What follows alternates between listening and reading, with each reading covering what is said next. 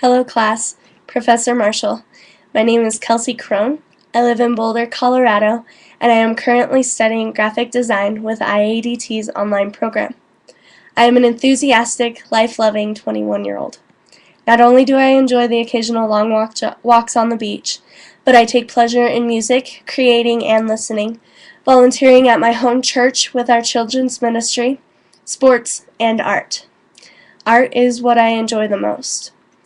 I love sharing it with people, teaching them how to appreciate it and how to enjoy it. Painting is what I find myself doing when I need some time to reflect and get away. It has become a vice for me during stressful times. Being able to create something beautiful during times of heartache and strife have always allowed me to become more appreciative of my life where I am right now.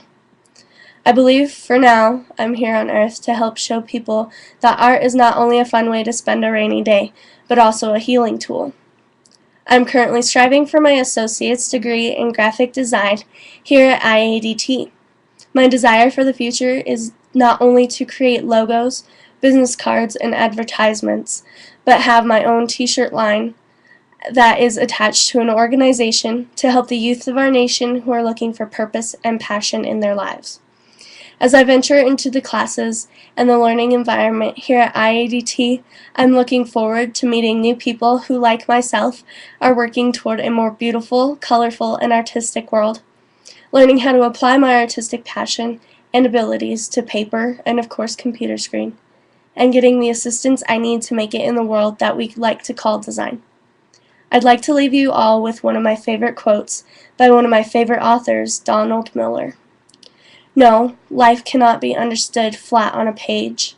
It has to be lived. A person has to get out of his head, has to fall in love, has to memorize poems, has to jump off bridges into rivers, has to stand in an empty desert and whisper sonnets under his breath.